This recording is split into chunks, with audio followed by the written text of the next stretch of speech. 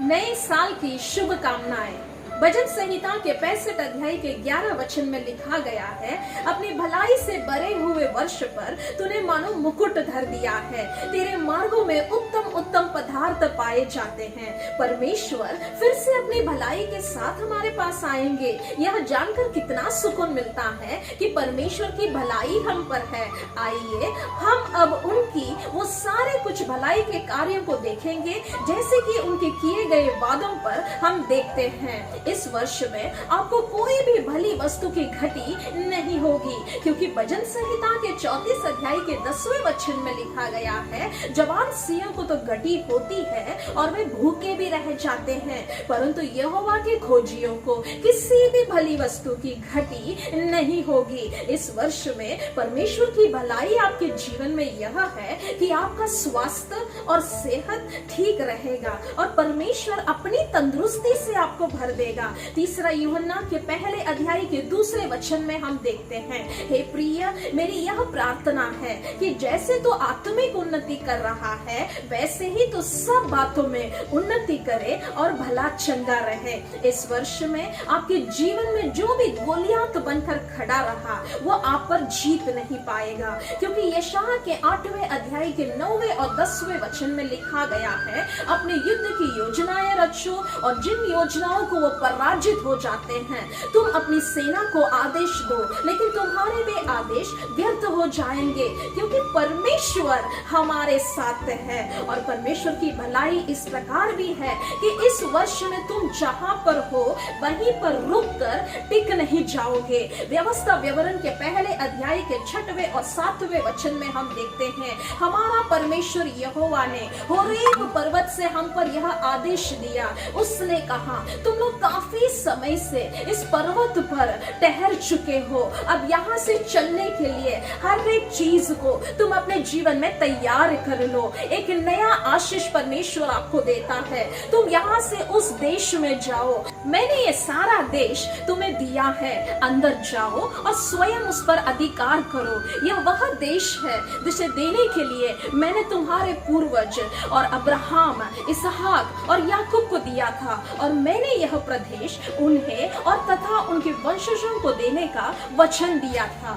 और परमेश्वर का भलाई इस प्रकार से है कि इस वर्ष में उसका मार्गदर्शन की कमी आपके जीवन में नहीं होगी। यशायाह के 30वें अध्याय के 21 वचन में हम देखते हैं, और जब कभी तुम दाहिने या बाएं और मुड़ने लगो, तब तुम्हारे पीछे से यह वचन तुम्हारे कानों में पड़ेगा, मार्ग यही है, इसी पर चलो।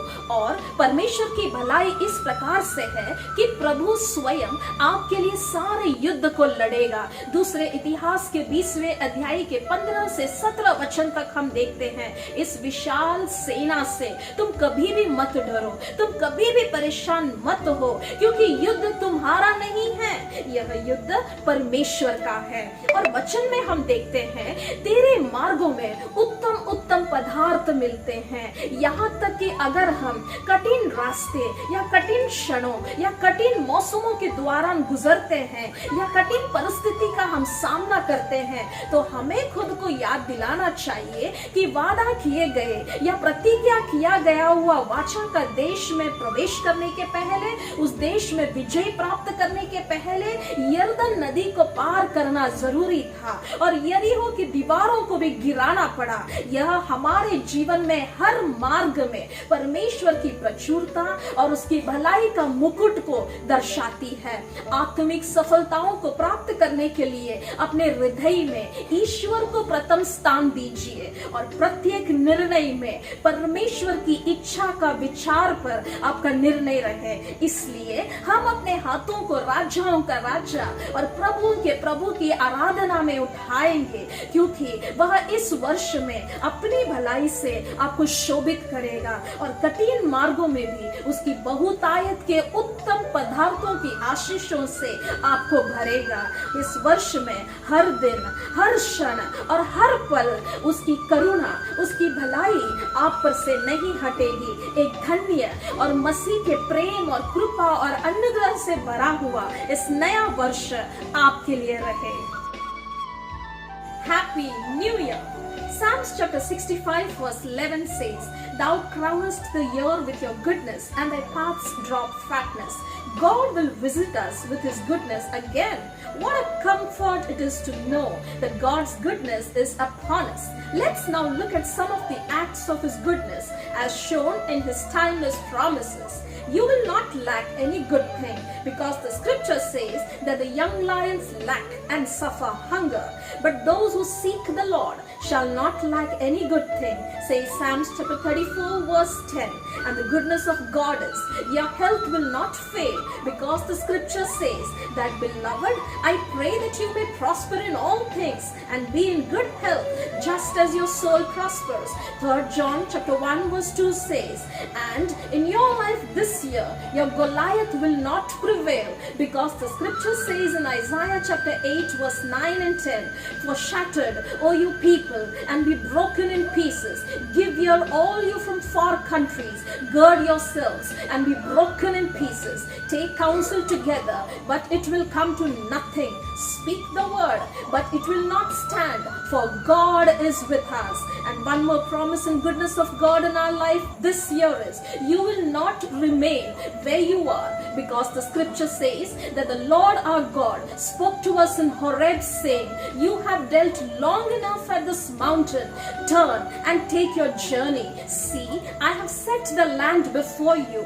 Go in and possess the land which the Lord is going to give you, which he swore to your fathers, to Abraham, to Isaac and Jacob, to give to them and to their descendants after them. You can see the scripture in Deuteronomy chapter 1 verse 6 to 8.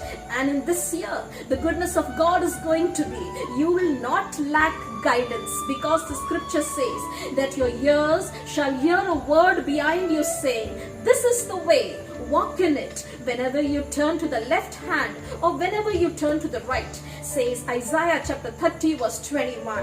And the goodness of God is, he will fight all the battles for you, because the word of God says, Do not be afraid nor dismayed because of this great multitude, because the battle is not yours but it belongs to God, says 2 Chronicles chapter 20 verse 15 to 17. And the verse says, And the paths drop fatness or flow with abundance. Even if we face hard pathways or difficult moment or season, let's remind ourselves that before the promised land could be conquered, the Jordan had to be crossed and the walls of Jericho had to be brought down. It speaks of God's abundance and his crown of goodness in every path of your life.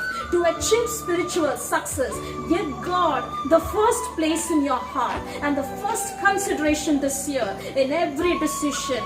Let us therefore lift our holy hands in worship of the King of Kings and the Lord of Lords, because he will continue to crown this year with his goodness, and his abundance will overflow even in your hard pathways. Every day of this year, every moment, his goodness will not depart from you. Have a blessed Christ-filled year.